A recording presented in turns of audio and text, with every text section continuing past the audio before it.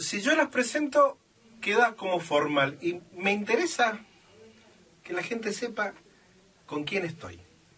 Así que te escucho. Patricia, si querés arrancar.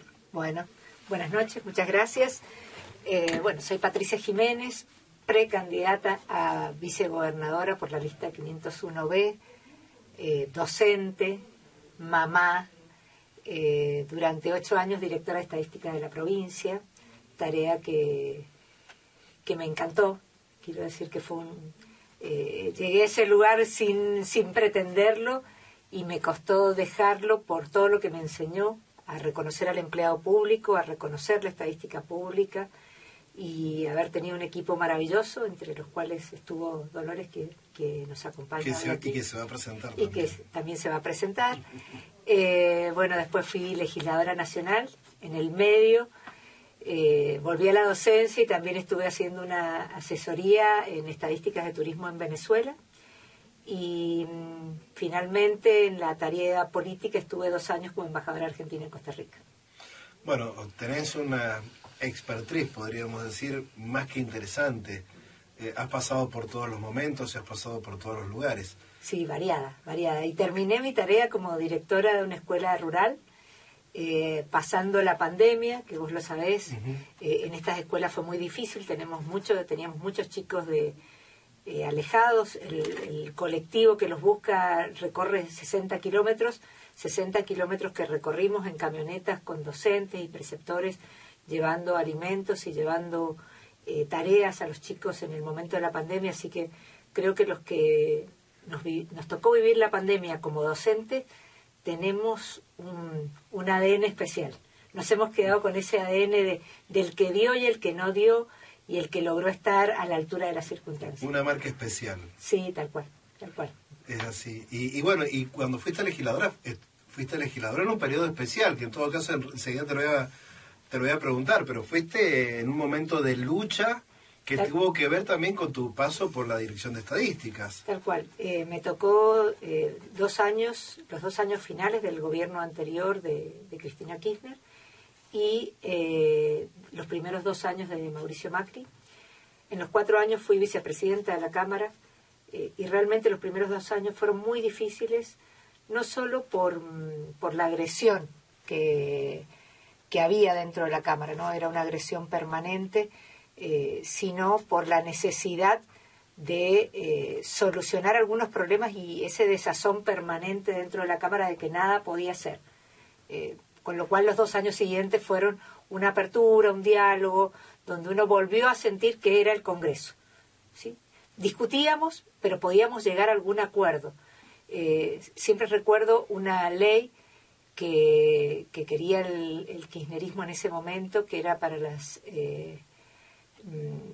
para el tema de los avisos de las meretrices, ¿sí?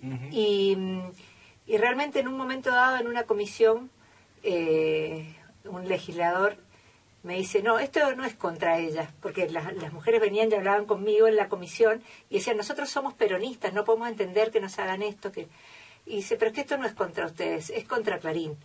Yo no podía creer que estaba escuchando eso, o sea, ni siquiera a gente que dice, no podemos creer que Patricia nos entienda, que este grupo de legisladores nos entiendan y que ustedes no. Ese tipo de cosas nos tocó vivir esos 2 primeros años, así que... Y también, si no me equivoco, también tuviste la famosa lucha del INDEC paralelo, o sea, no paralelo, el INDEC que manejaban en el Congreso versus el INDEC de Tal cual. Yo termino el último año de gestión en la Dirección de Estadística, nos cambian el número de la estadística en Mendoza y tuvimos ahí una lucha, una presentación. Tuve la suerte en ese momento que si bien Julio Cobos como gobernador y Laura Montero como candidata, ambos eran candidatos en la Nación con el gobierno del momento, que era, o sea, con Cristina, los dos dijeron no vamos a cambiar los números de la provincia, así que me apoyaron en ese momento. Fue un momento muy difícil, Moreno nos presionaba permanentemente porque la mayoría de las provincias habían cambiado ya los números a partir del mes de marzo. Y bueno, a partir de agosto directamente dejaron de publicar Mendoza porque nosotros nos resistimos hasta ese momento y entró todo esto en un proceso judicial. Y mientras fui legisladora en el Congreso volvimos a presentar la ley del INDEC, que nunca salió, y ahora Massa, que fue parte de la burla, digamos, a la estadística pública, pretende presentar una ley. Nosotros nos sentimos como equipo con la gente del INDEC muy mal con esto. De hecho, he estado hace 15 días en Buenos Aires con el sindicato del personal del INDEC, que yo siempre digo es un ejemplo, porque en muchos lugares sentimos que no estamos de acuerdo con lo que pasa, pero dejamos que pase. Los empleados del INDEC abrazaban el edificio todas las semanas que el número no era el correcto. Y siempre me voy a sentir... ¿Fueron escrachados también algunos? Fueron escrachados, hubo gente que terminó, o sea, según ellos, como siendo muertos, ¿no? Pero muertos literales, porque los encerraron en una pieza a trabajar sin computadora, sin nada. O sea, pasaban 8 horas sin nada que hacer, sin señal de internet. Era el castigo, era literal una celda. Una tortura. Era una tortura. Y ellos siguieron defendiendo la institucionalidad. Creo que, la institucionalidad se rompió en el ANSES, se trabajó mal y se quiso avasallar las instituciones nacionales a todas. Y no vimos los empleados de todas haciendo esto. Nosotros como docentes, cuando nos hemos sentido que algo nos ha ido por encima, hemos finalmente terminado peleando por presupuesto. Y está bien que peleemos por nuestro sueldo, pero creo que también tenemos que pelear por nuestras convicciones. Por eso mi respeto al personal del INDEC, porque son un ejemplo, son una piedra. O sea, yo soy parte del libro No somos cómplices de la mentira, y creo que es eso, es lo que debemos hacer. Cuando algo está mal, no podemos dejar que siga pasando, tenemos que resistir a eso que está mal. Desde tu función fuiste vituperada, fuiste ninguneada, y de alguna manera resististe. Y resististe a fuerza de voluntad, de empeño, de ver que quienes estaban haciendo la tarea realmente pensaban como vos, digamos, que la verdad debe trascender por sobre todas las cosas. ¿Qué capital te deja a vos, primero como persona y luego volcado a la política? Bueno, primero eso, saber que tengo la fortaleza para resistir, y creo que eso lo puedo hacer y puedo demostrar que se puede hacer. O sea, que podemos resistir un embate de la gente que no tiene la razón, ¿sí? Y que además dato mata relato, siempre. Te voy a poner un ejemplo. Actualmente vemos un candidato que habla que va a hacer muchas viviendas. Y uno mira el dato de los últimos 20 años y no fue quien más viviendas construyó, ni fue el periodo donde más viviendas se construyeron en la provincia. Entonces... Bueno, ese candidato también, si no me equivoco, estuvo al frente del IPB. Sí, también estuvo al frente del IPB. Y en realidad, cuando más se construyeron fue en la gestión de Julio Cos, pero no solo porque él estaba, digamos, al frente de conseguir fondos del FONAVI, de darle fondos al INE, sino porque además había una buena situación económica, ¿sí?, en el país. Yo lo charlaba con ustedes el otro día y les decía, bueno, nosotros entre las propuestas que tenemos es, de las viviendas que se hagan, vamos a definir qué porcentaje van a ser en el IPB, van a ser para los empleados públicos. No quiero decir voy a hacer 10.000, la verdad es que la provincia puede, en un buen momento económico y poniendo todo el personal a trabajar, sacando cantidad de empleados que tenemos en el IPB, ejecutivos que no nos sirven, pero poniendo a la gente a trabajar, se pueden construir entre 12 y 10.000 viviendas en un periodo de 4 años. Pero para hacer esto hay que ponerse a trabajar. Y Argentina tiene que estar realmente en un buen momento económico, ¿sí? Por eso hago la comparación, porque uno ve la gestión de 20 años y vemos lo que ha pasado. O sea, los otros números que se dan son otros programas, no es IPB. Vamos a la vivienda social. La vivienda social se han hecho eso. Y creo que los empleados públicos merecen tener una línea especial porque realmente los sueldos hoy son muy magros y la problemática del alquiler en Argentina, no solo por la ley, sino por la ocupación que hay turística, hace que sea muy grande. Entonces genera un estrés en la sociedad altísimo. Hoy, al mes de junio, la tasa de aumento es del 100%. 100%. O sea, que un alquiler que estaba en 50.000 pesos, hoy es de 100.000 a partir de hoy. Por lo tanto, creo que hay que ser honesto. Yo decía, no quiero prometer, voy a hacer 10.000. En números esperanzadores, digamos, claro, de 50 a 100. En realidad, claro, digamos, sí, en un número de... pasan a 200, no sé, Edgardo lo puede saber mejor, porque Está en el área inmobiliaria, pero es alto el porcentaje. Sí, en realidad escuchaba recién... Hola, buenas noches. ¿Cómo estás? Recién escuchaba comentarios respecto al tema de construcción de viviendas y demás. Yo voy a contar un solo dato que resume la realidad de la necesidad de los inquilinos hoy por alquilar. Hace tiempo atrás, yo no estaba haciendo parte de corretaje inmobiliario. Mi amigo con el cual hacemos algunos desarrollos me dice, mira, no llego a mostrar un departamento, pero ya están armadas las visitas, por favor, haceme el favor, si está cerca, en Godoy Cruz. Era ahí a 3 cuadras de la plaza de Godoy Cruz, a la vuelta de tu colegio, del Tomba. Y cuando voy llegando, ¿no? Le digo, pasame la dirección, se cortaba, él estaba en la ruta, pues estaba viniendo desde un campo. Y entonces en una le digo, mando un audio, no hace falta que me pases el domicilio. Iba llegando de 2 cuadras, veo una multitud de gente y se veía un complejo de departamentos. Toda esa gente era para ver un departamento. No saben el escándalo con la gente. Se peleaban, no, yo llegué primero, no, pero a mí me habían citado a las 9, no, que yo estaba a las 9:15. Fue una situación tan desagradable por la impotencia que a uno le genera, porque si uno tiene que decirle, bueno, si no, usted es el que va a alquilar, es muy complejo. Estamos hablando de familias, ¿no? Personas grandes, que estaba una persona o un matrimonio, ¿no? Con los niños, eran varias familias. Eso me pasó hace tiempo, no hoy con un ajuste de arriba del 100%, en ascenso, hoy están hablando de una inflación de este mes de arriba del 9%, algunas consultoras, cuando salga, si vamos con esta proyección mensual, en 6 meses vamos a estar hablando de un 140. Entonces, ante esa situación es muy difícil poder superar la crisis que hay en ese sector.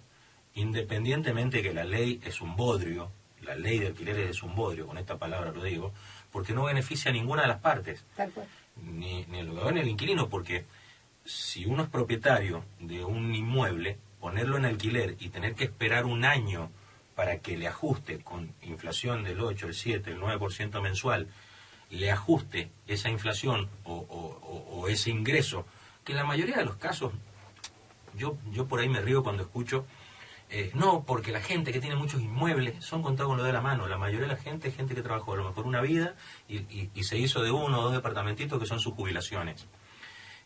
Y necesitan esa plata para vivir. Entonces, si tienen que esperar un año para cobrar ese ajuste, es una locura. Y por otro lado, pasa que el inquilino está planchado con un valor de alquiler que también se le hace dificilísimo por los ingresos que vos hablabas recién, para poder pagar el alquiler, y después cuando le llega al año el ajuste, es del 100%, no lo pueden pagar. O sea, nosotros tenemos gente que cuando llega el momento del ajuste sale a buscar alquiler un mes antes. Salen ya a buscar alquileres, porque no saben que no pueden pagar el ajuste. Y tienen la esperanza de encontrar en el mercado algo más barato de lo que les va a ajustar a ellos. Y no, van al mercado y está todavía más caro. Esa es la realidad que tenemos hoy en el mercado. Yo también lo escuché al candidato, este candidato que habla de, en realidad el vice, que era Hilardo, ayer lo escuché en un programa de Canal 7, antes había estado el precandidato de Cambiemos, candidato, no sé, la verdad que se me mezclan acá en Mendoza de Marchi, y lo escuchaba a Hilardo hablar de la cantidad de casas que iban a construir y demás, y yo en el medio decía, este hombre, el candidato ha estado en el IPB, saben que para salir a construir no 10.000 viviendas, 10 casitas, tiene que haber una estabilidad de 4 años en este país. ¿Cómo vamos a hacer? Porque lo demás son ilusiones. No, pero por eso te decía yo que el dato mata el relato. Simplemente tomemos el número de los últimos 20 años, ya se los paso para que después lo dejen en la página, que es un dato oficial, y ahí damos cuenta de cuál es el número real de viviendas construidas. Entonces, cuando más viviendas se han hecho, ha habido buena gestión, pero además ha sido un buen momento económico de Argentina. Tenemos la certeza que el año que viene no va a ser un momento fácil. Esperamos que el 25 sea un buen año, pero que el 24 va a ser un año complejo. Entonces, ese año nos va a ser un año difícil para construir vivienda. Entonces, lograr más de ese número que yo estoy diciendo, a ver, en un muy buen año hubo cerca de 9.000, pensar que vamos a hacer más, bueno, yo por eso decía, haciendo muy buena gestión uno puede hacer entre 10.000 y 12.000 viviendas. Eso es lo que se puede hacer en un muy buen periodo de 4 años. Creo que no los vamos a tener, por lo tanto, no quiero que le mintamos a la gente. Yo lo que estoy diciendo más fácil es, si hacemos 1.000, que el 40% sean para los empleados públicos. Y si hacemos 5.000, que el 40% sean para los empleados públicos. Que ese porcentaje quede estabilizado. Que quede estabilizado, que lo acordemos con los gremios y que sea una cosa que la podamos mantener en el tiempo. Porque la verdad que también es un premio. Hablamos el otro día, un matrimonio donde los dos son docentes no logran construir una vivienda si nosotros no hacemos una línea especial para el empleado público, porque la verdad que los sueldos son muy magros. Tenemos que obviamente mover toda la matriz productiva de la provincia para que volvamos a tener sueldos como teníamos en el 86, 87, que éramos los docentes mejor pagos del país. Hoy no tenemos su sueldo, pero la realidad es que... ¿Qué pensás que pasó en el medio? Para que el 86, 87... Y la matriz productiva de Mendoza se ha ido deteriorando. De hecho, el mayor ingreso que teníamos nosotros, y que sigue siendo, que es el petróleo, estamos en una cuenca vieja. Entonces, cada año esa cuenca nos va... Si vos mirás lo que nos deja en el PBG provincial, cada vez recibimos menos por el producto, dentro del producto del petróleo. Que yo espero que con esto que vamos a producir de vaca muerta mejoremos, pero para que realmente tengamos... Nosotros tenemos 1/3 de vaca muerta en la provincia. Recién este año hemos logrado habilitar, creo que son 5 pozos. Podríamos tener mucho más, que nos falta infraestructura. Nos falta el camino, nos falta electricidad, por eso Neuquén se ha desarrollado mucho más que nosotros. ¿Y respecto a la minería? Mira, nosotros con Luis lo hemos hablado mucho, creemos que en el marco de la 7722 se puede hacer muchísimo, se puede hacer todo lo que ya está planteado. Malargüe tiene el apoyo social y lo primero que hay que hacer es trabajar con el organismo de control. O sea, sentar en el organismo de control gente en quienes la sociedad confíe. Porque lo que no creemos y lo que no cree la gente es los organismos de control, porque nos vienen mintiendo y vienen fracasando. Entonces, bueno, primero armemos el organismo de control para que cualquier planteo que se haga minero en la provincia tenga el respaldo del organismo de control. Porque la verdad que en los años 60 o 50, cuando arranca el petróleo en la provincia, también hubo muchísimas críticas. Y hoy vos ves una cigüeña en el medio de una plantación de vid, porque los controles son buenos, porque los márgenes de error son muy pequeños. Entonces, pero para lograr eso necesitamos confianza. Para tener confianza necesitamos un organismo de control que sea confiable, con gente confiable. Y hay en la provincia especialistas confiables. Te voy a hacer una pregunta difícil. Sí. ¿Apoyan la minería o no la apoyan la minería? La apoyamos. De manera sustentable la apoyamos. Sí, por supuesto. Nosotros necesitamos, o sea, la realidad es que no es que los sueldos estén bajos porque la gente, el Ejecutivo se está guardando la plata. No, están bajos porque la provincia cada vez tiene menos ingresos comparado con otros momentos. Entonces necesitamos diversificar la matriz productiva y el área minera es un área muy importante, pero la necesitamos en el marco de la ley que tenemos y se puede hacer. Y se puede hacer. Lo que hay que tener la certeza es que se puede hacer. Lo primero que hay que hacer es generar el organismo de control. Y como digo, hay gente muy valiosa y ONG muy valiosa que uno puede sumar a un organismo de control serio y que sea la base para que podamos de ahí ver otras explotaciones. Pero vamos simplemente a vaca muerta. Con que generemos el desarrollo de infraestructura para que Vaca Muerta funcione en Mendoza, con eso ya cambiaríamos la matriz productiva de la provincia, sin necesidad de meternos en temas más complejos, ¿no? Pero digo, tenemos que, lo que no podemos negar es decir, vamos a seguir pensando que las cosas pasen a los vecinos y no nos pasen a nosotros.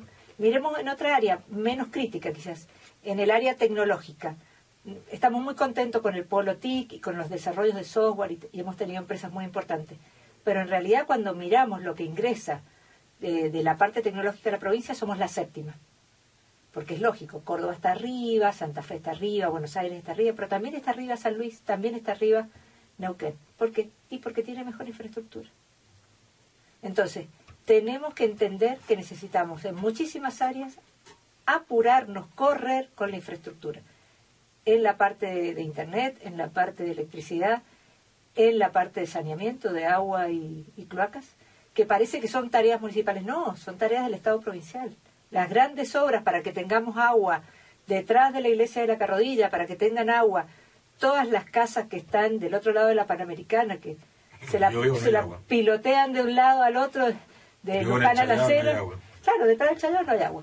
Bueno, todas esas necesitan una gran obra, y la verdad es que yo que he trabajado afuera, en Costa Rica, que es un país que utiliza muchísimos fondos internacionales, los organismos internacionales tienen muchísimos fondos, de los cuales algunos son hasta sin devolución o con tasas muy bajas para lo que es agua y saneamiento. Entonces, hay que poner a la gente que tiene que planificar a planificar y empezar a golpear puertas. Eso es lo que decimos nosotros. Nosotros estamos preparados para hacer eso, para ser el equipo que vaya a defender los intereses de la provincia donde sea, para que Mendoza empiece a correr, porque ya no nos alcanza con caminar más rápido, tenemos que correr, porque hemos perdido ese lugar que nosotros, los de nuestra edad, digamos, yo soy más grande que todos ustedes, creo. Ahí nomás, ¿Cómo se llama? Nosotros éramos los primeros en Cuyo, los primeros... Y hoy, en realidad, no estamos ahí. Y es una pena, o sea, no lo digo para... No, nos hemos aletargado, nos hemos quedado en esa posición de estábamos cómodos, estamos bien, somos súper institucionales. Sí, somos súper institucionales, pero tenemos que aprender que hay cosas que no las estamos haciendo al ritmo adecuado. El turismo ha crecido últimamente acá en la provincia. ¿Lo ves como una posibilidad de matriz? Estadísticamente, comparativo al año pasado, no ha crecido, ha caído. Pero está bien. Uno tiene el boom, pero le impacta el boom del turismo, porque hay fines de semana largos, por una serie de cosas que vos ves decir, che, hay tanta ocupación. Mendoza, años anteriores, estaba explotada en plazas, en ocupación, no ha crecido. Ojo, este año ha caído un poco. Bueno, cayó sobre todo, sí, estadísticamente cayó, te voy a decir por qué. Cayó en enero porque nosotros contra el enero del 2022 hubo previaje. Entonces el 2022 fue un año explotado en la mayoría de las plazas argentinas, porque además la gente todavía no se animaba a viajar por el tema del COVID. Entonces es un año muy particular para comparar. El tema es que el turismo de Mendoza en general, salvo este que es de compra, es un turismo aún. Es toda una coyuntura. Es sobre todo un turismo alto. Y para el turismo medio, nuestra plaza, le faltan un montón de cosas, ¿sí? Porque el turista que llega, se toma un helicóptero al Valle de Uco y se aloja en un hotel boutique y se queda ahí, ese tiene, digamos, su actividad arreglada. Pero ese no derrama, ni en Tupungato, ni en Tunuyán, porque está en el hotel. Entonces, para que derrame necesitamos otro tipo de turismo. Para ese otro tipo de turismo tenemos que hacer un montón de cosas, sobre todo para que aprovechen la montaña hay que hacer infraestructura. Uno va de Potrerillos a Uspallata, se quiere parar en algún lugar, no hay un mirador, no hay un baño, no hay un Yo estuve en Potrerillos el fin de semana, en Penitente, el fin de semana no hay baño. No hay baño. El Perilago todavía seguimos sin desarrollarlo. Entonces, la verdad es que tenemos que hacer muchísimas cosas. Hay, museos como los que ha hecho Salta, tridimensionales, con tecnología, digamos, que atraen a los chicos, que uno puede hacer cosas didácticas con el Camino de San Martín, con lo del Camino del Inca. Tenemos un montón de cosas para desarrollar, desde tener una app adecuada. Yo lo hablaba con la gente de Alvear, hoy día estuve en Junín y lo hablaba también con la gente de Junín. Cuando vos estás en departamentos que no son los del Gran Mendoza, que llega la gente y va al Cerro de la Gloria y sabe a dónde ir, vos le tenés que ofrecer alternativas de, estoy acá, ¿qué cosas puedo hacer desde acá? Porque si no la gente dice, voy a ir al museo que está en General Alvear, y son 400 kilómetros. Entonces realmente le tengo que dar opciones, si estoy acá, ¿qué cosas puedo hacer? Puedo ir a paseos de artesanos, puedo ir a recorrer, a andar en globo, todas esas cosas que puedo hacer, dar circuitos y presentarlos en una app. Porque si no, no estamos en una ciudad, ¿sí? No es el que va a Capital Federal y tiene 50 cosas para hacer y recorridos para hacer en la capital. No, nosotros tenemos todo muy abierto. Para ese turismo de clase media tenemos que tener opciones, ¿sí? Porque si no somos un turista, o recibimos solo al turista caro, o al chileno, que mucha gente se queja, pero bueno, por lo menos derrama porque va a comer, porque utiliza un alojamiento. No es el otro, ¿sí? Que es muy importante y que le ha permitido al sector crecer, sí, pero tenemos que seguir trabajando. Imagínense si vamos a Córdoba. En Córdoba nos ofrecen hasta una piedra que dicen que parece un zapato. Sí, Córdoba es tremendo. Y está dentro de un circuito tiene una habilidad muy importante. Pero te ofrecen ríos que son asquerosos, porque de verdad son asquerosos. No, son un charco además. No, pero aparte son feos, sucios, aguas sucias. Y te lo ponen con un estandarte. Claro, yo tuve un cordobés en mi casa, lo llevé a Potrerillos y dijo, esto es un dique de verdad. La habilidad del cordobés para vender el turismo es... Entonces, la verdad es que el turismo, nosotros tenemos margen para crecer, triplicar lo que hoy hacemos en turismo, creo que es una de las áreas a potenciar por ahí, sin necesidad de tanto dinero. Quizás las áreas de servicios sí, hay que invertir, pero como digo, en por lo menos promocionar lo que está. ¿Sí? Yo en Alvear hablaba, tiene una cadena de artesanas, mujeres muy interesantes, todas hacen cosas distintas. Les dije, ¿por qué no lo ponen en una app o en un folleto y pónganlos en el alojamiento? Porque la gente a Alvear por ahí va por el día. El que se va de viaje hacia Bariloche o el que va de viaje hacia la costa, bueno, por ahí hace noche en Alvear. Ofrezcan esas alternativas, porque la primera vez se va a quedar un día, la próxima vez se va a quedar 2 y por ahí la próxima va a estar una semana el turista en General Alvear. Pero tenemos que generar esos otros recorridos, esos otros hábitos en todos los destinos que tiene nuestra provincia. La verdad que tenemos cosas maravillosas no explotadas, tenemos emprendedores que hacen cosas maravillosas que tenemos que poder mostrarlos. Yo creo que la provincia a nivel turístico tuvo una explosión hace unos años, te lo digo yo como sanjuanino, que vivo acá hace... Yo me crié con un pie acá y otro en San Juan, y hace varios años ya vivo acá, pero sigo con ese medio pie en cada lado, y veo, en Mendoza hubo una explosión turística hace unos años, y después veo como que se sentaron a cosechar y no sembraron más.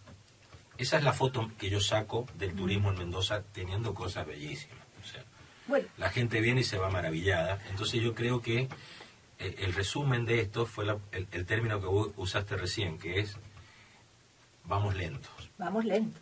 A ver, yo le voy a contar la génesis. La génesis, en el año 2001, estando yo en la dirección de estadística, vino una asesoría de España, ¿sí? Para trabajar en temas temas turísticos. Se armó la señalética. Además, era un año fue bueno porque no había un peso, ni los privados ni el ejecutivo. Entonces, es para que sepamos que no hace falta plata para todo. Como no había un peso, nos sentamos en una mesa todos y dijimos, ¿qué se puede hacer con esto? Nosotros ahí empezamos con la encuesta que actualmente se hace, que es la que nos dice qué necesitan los turistas, cuántos días están, cuánto gastan. Y en esas cosas que necesitan, apareció que no había un bus turístico, apareció que no había lugares para bailar tango, aparecieron un montón de cosas que en los años siguientes, en la medida que hubo presupuesto, se fueron incorporando a la ciudad de Mendoza. Entonces, recibir información y rápidamente canalizarla en acciones es lo que nos hizo mejorar. Hoy vemos que no estamos escuchando a la gente que nos dice, y no hay tal cosa, no hay servicios en alta montaña, no desarrollamos el perilago de Potrerillo. O sea, todo esto que no hacemos, la gente nos lo está diciendo. Tenemos que salir a hacerlo. No nos podemos demorar y tenemos que hacer una priorización a corto, a mediano y a largo plazo, que es lo que tenemos muy claro con Luis. Queremos dejar, si somos gobierno, muchísimas obras planificadas a largo plazo. O sea, no queremos que nos pase como ahora, que hay que decidir qué obra hídrica hacer si no hacemos portezuelo con la que tiene proyecto ejecutivo, porque las otras, hay varias que no tienen proyecto ejecutivo. Hoy todas las obras hídricas que necesita Mendoza tienen que estar en estado ejecutivo, porque siempre puedo ir a golpear una puerta y conseguir la plata, la tengo que hacer. No me puedo demorar por no tener el proyecto ejecutivo. Esas cosas no nos pueden volver a pasar en una provincia que históricamente tuvo la mejor dirección de hidráulica del país. Creo que en eso irrigación, por suerte, no ha perdido ese ritmo, y uno ve que en épocas de baja intensidad de riego se dedican a limpiar cauces, o sea que hay planificación de nuevos canales a impermeabilizar. Es de las pocas instituciones que ha mantenido su área de planificación, pero en las otras vemos que no. Y eso también hay que trabajarlo fuertemente. Patricia, la docencia... Te voy a decir una cosa, te corto un segundo. Da gusto escucharte el nivel de información que manejas.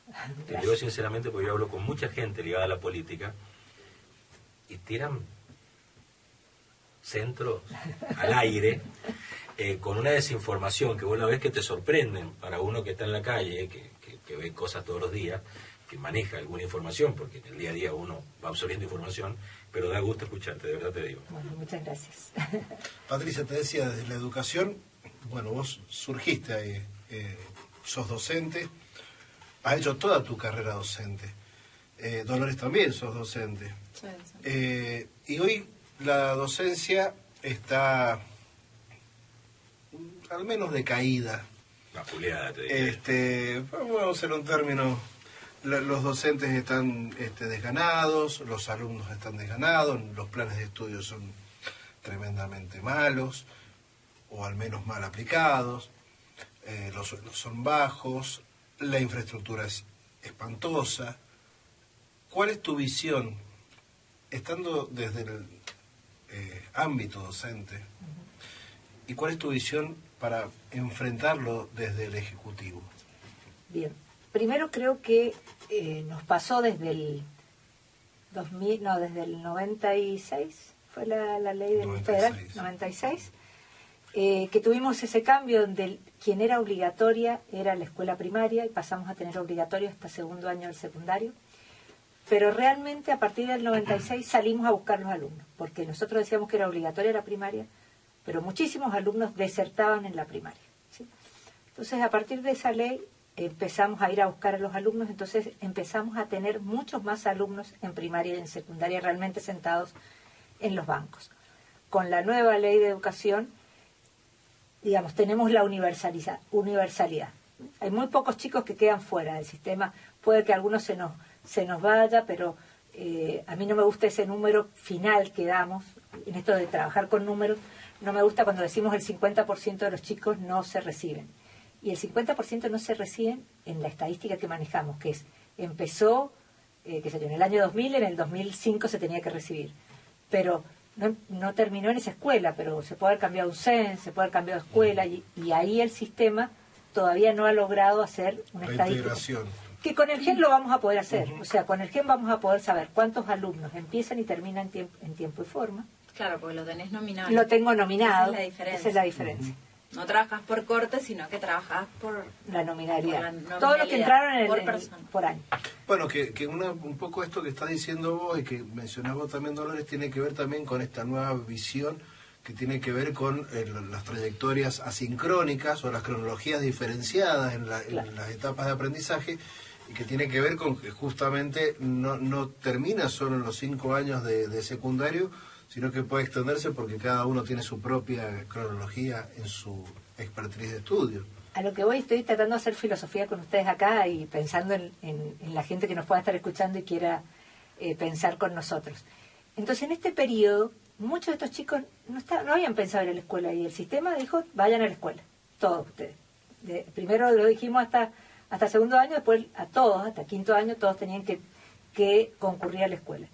Y en general, quienes no estaban convencidos eran los papás de estos niños. Entonces son los papás que hoy tampoco acompañan al sistema, porque una de las cosas que siente el docente es ese abandono del papá, que cuando uno lo llama porque el chico no viene o porque no está andando bien y necesita más apoyo en la casa, los papás no van, ¿sí? Sobre todo en el nivel medio. Voy a hablar del nivel medio, que es donde tengo más cercanía, porque si bien he estado acompañando a mis alumnas del nivel terciario a la primaria, no es lo mismo estar adentro que verlo una vez a la semana.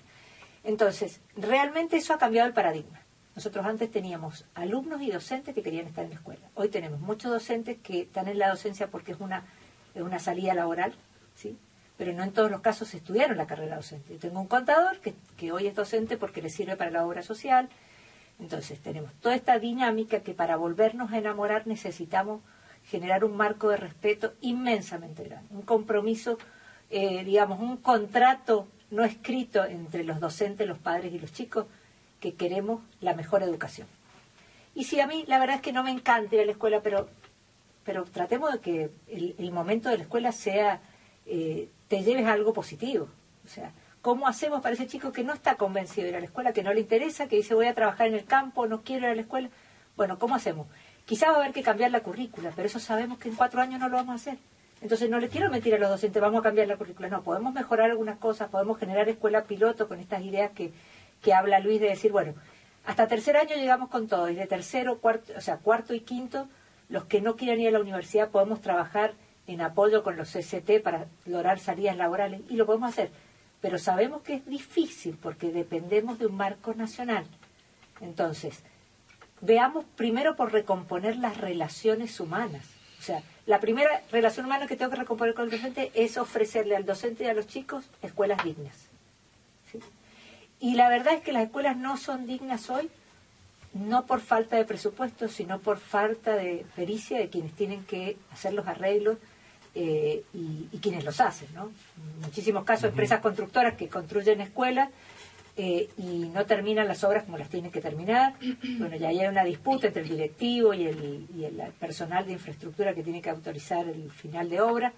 Muchísimas escuelas que se entregan sin estar en condiciones, de las nuevas o ampliaciones en las escuelas.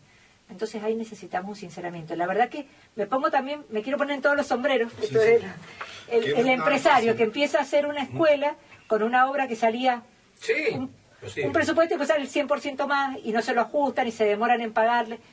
Bueno, pero porque me lo hacen mal, yo lo voy a hacer mal. Entonces materiales. Y nos roban los materiales. Entonces, ¿cómo hacemos para generar nuevamente un círculo virtuoso? Tenemos que empezar desde la tarea chiquita. Desde todas las tareas chiquitas que nos toquen en el entorno tenemos que empezar a cultivar nuestra educación, a volver a los valores. El volver a los valores nos va a ayudar a recomponer este círculo virtuoso. Quizás nosotros en la gestión no lo vamos a lograr, pero por lo menos vamos a trabajar y vamos a hablar mucho con la gente para que la gente entienda que tenemos que recuperarnos como seres humanos, como respeto, como ese mendocino que se ha querido siempre a sí mismo y al otro, y ha respetado al otro. Hoy nos han metido en una guerra donde, por ejemplo, volvamos al tema de las viviendas, donde los municipios y el IPB están divorciados, entonces no, lo tiene que hacer el IPB, no, tiene que ser una tarea conjunta, porque son los municipios los que saben las necesidades en el territorio, saben dónde hay terrenos, tenemos que hacer una tarea mancomunada con los municipios, no importa si es del signo A o del signo B, no, todos. Y quienes han sido funcionarios, cuando yo he sido funcionaria, saben que he trabajado igual para los funcionarios del mismo color político al que yo represento, como los que no eran del mismo color político. Y cualquier cosa que me pedían de una estadística especial para un municipio, siempre estaba atenta. Entonces, saben que eso lo puedo cumplir. Quizás no logre hacer todos los cambios que me propongo, pero sí saben que voy a estar atenta a tratar de esto, con la información, con la dedicación, con valentía, cambiar la realidad de la provincia. Dolores, vos estás pensando desde el legislativo. ¿Y cómo ves esta Mendoza inserta en una crisis nacional, metida en un universo con menos valores todavía a nivel internacional y con un montón de gente que pelea en la calle por su futuro o al menos su presente? Esta lucha desde el Congreso, desde las leyes, ¿cómo la ves? ¿Cómo lo ves como desafío? Exacto, sí. Bueno, yo voy a contar así brevemente. Soy Dolores Letelier, vengo también de la educación, soy docente e investigadora de la Facultad de Ciencias Agrarias y mi primer trabajo fue en la Dirección de Estadística, que no es casual, me tocó coordinar un censo agropecuario en plena crisis y eso fue, bueno, gracias a la confianza de Patricia. Después también transité en la Secretaría de Agricultura, en el Ministerio de Economía, y después seguí mi carrera académica, me dediqué a estudiar, a hacer maestrías, doctorados, y ahora después cumplí una función muy importante como secretaria académica en la universidad. Me tocó gestionar la pandemia, o sea que no es menor todo lo que tuvimos que reconfigurar. Claro, fue un desafío enorme, pero creo que también con muchísimos aprendizajes. Entonces, tratando de responder tu pregunta, que es muy compleja y tiene muchísimas dimensiones, porque estoy convencida de que nos tenemos que involucrar y tenemos que pensar, porque tengo hijos chicos en la primaria, con 11 y 7 años, y quiero que tengan un futuro, y quiero que tengan oportunidades. Y para mí, ese futuro tiene que ver con la educación como eje estructurante para darles oportunidades, ya sea en el mundo del trabajo o que puedan tener estudios superiores. Me imagino apoyando leyes integrales, con mucha participación, con mucho diálogo, tratando de consensuar las políticas de Estado, más allá de lo que uno transita en 4 años. Me parece que hay una planificación que tendría que exceder a las personas y tendríamos que llegar a estos acuerdos, por supuesto, fundados en estos valores que decíamos, porque ¿quién no está de acuerdo que quiere una buena educación de calidad para sus hijos? O sea, podríamos poner en duda eso, ¿no? Entonces... En general, la gente, todas quieren eso. Exacto, entonces tendríamos que consensuar. Caso, ponernos de acuerdo de qué manera. De qué manera, de qué forma. Y seguramente van a haber diferentes formas de proponerlo. Pero siempre se puede llegar a un consenso para poder avanzar en ese camino. Que está también ligado a lo que decías, Patricia, respecto de, bueno, tenemos que tener leyes que nos excedan, o sea, o planificaciones que nos excedan.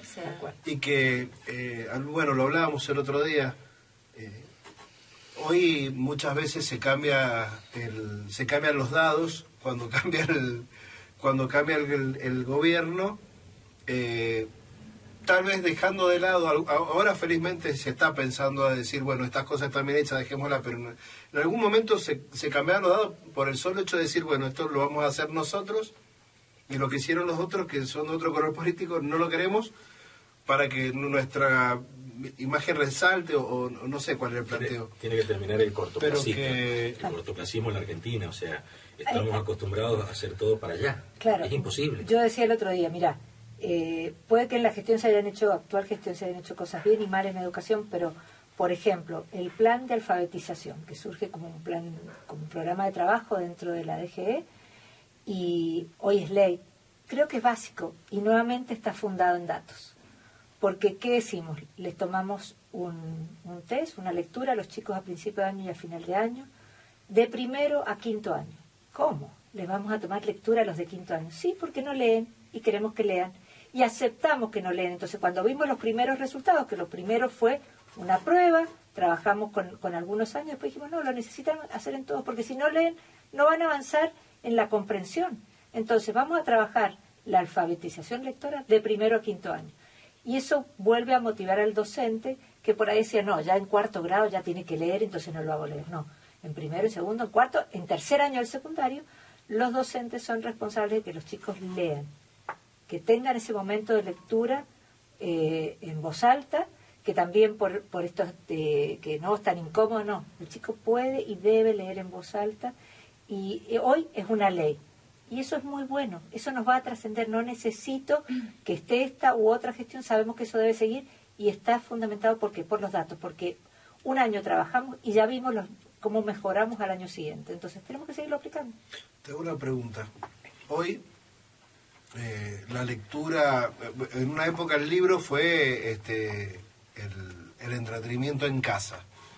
Hoy el entretenimiento en casa son los celulares, los reels, videos de 6 segundos, de no más de eso, y que en los adolescentes y preadolescentes tienen una captación bastante fuerte. Y que eso los está llevando de alguna manera a sacarlos de la lectura. ¿Hay alguna idea, desconozco, pero hay alguna idea de trabajo respecto a eso? Decir, bueno, ¿qué hacemos? ¿Lo integramos? ¿Cómo lo transformamos en que eso se transforme en un accesorio educativo? Todo lo que es tecnología hay que incorporarlo, pero yo me acuerdo un ejemplo, ya me voy a acordar el autor, que decía que los chicos hoy son, imaginemos, como las ventanas en la computadora, tienen 20 ventanas abiertas, ¿sí? Pero en realidad cuando quieren profundizar necesitan del acompañamiento del adulto para que profundicen, porque si no están con todas las ventanas abiertas sin profundizar en nada. La tecnología yo la voy a usar para engancharlo, de refuerzo, pero para leer tiene que leer. No hay alternativa, entonces necesitamos que lean. Necesitamos que los chicos lean, no llegan a la comprensión sin la lectura como primer paso. Entonces, eso nos tiene que quedar claro. La tecnología va a hacer todas las aplicaciones, algunos harán diseños, otros la usarán para pasar el primer momento de estrés, para hacer el salto de análisis de una situación problemática, lo que sea.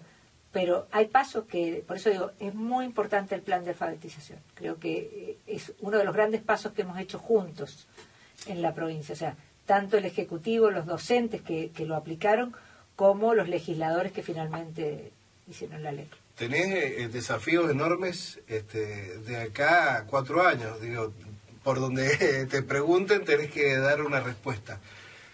¿Cómo vienen estos días de acá a cada 10 días? ¿Se vienen fuertes? Muy intensos, porque ustedes, yo siempre digo, somos los niños pobres de la historia. Ustedes van a ver que carteles nuestros hay uno cada 20 de alguna de las otras espacios. Pero bueno, tenemos esta suerte, que ustedes nos llaman, que podemos hablar, que podemos contar nuestras ideas, que podemos contar quiénes somos. Porque yo para muchas cosas digo, tengo la suerte de ser Patricia Jiménez Y entonces, bueno, no todos saben las cosas que he hecho, que me he peleado con Moreno y todas estas cosas que he hecho en la vida.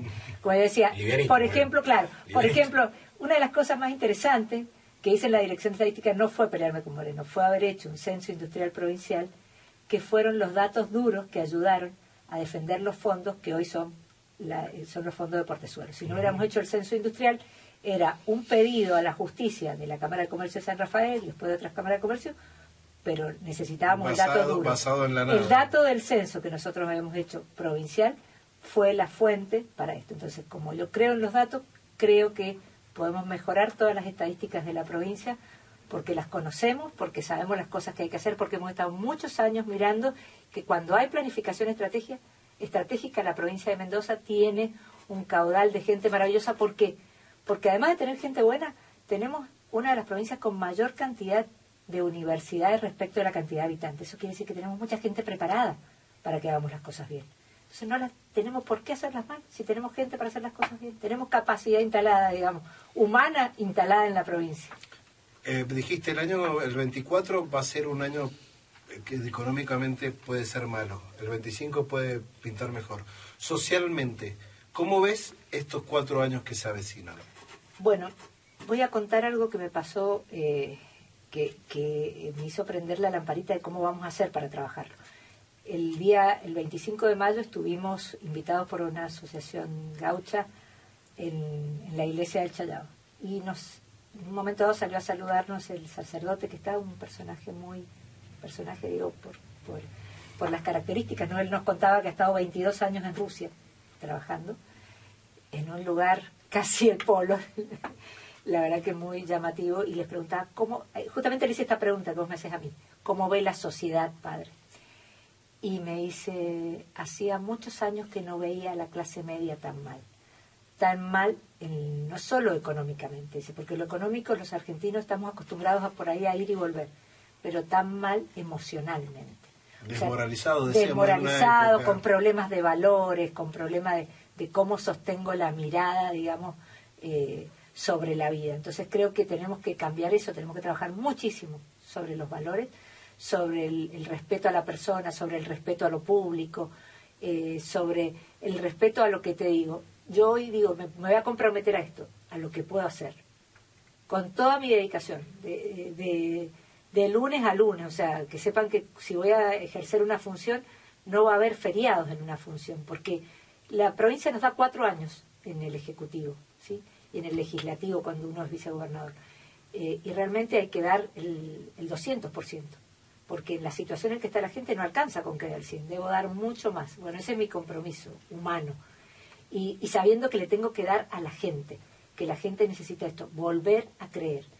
Es muy difícil cuando uno se encuentra en la calle con una persona que no cree, que dice no voy a ir a votar porque no cree, porque el adolescente que me lo diga está bien, está metido en el TikTok y no puede entender que es su futuro lo que se juega cuando el Ejecutivo no tiene líneas de crédito para los jóvenes, cuando no tengo líneas para emprendedores.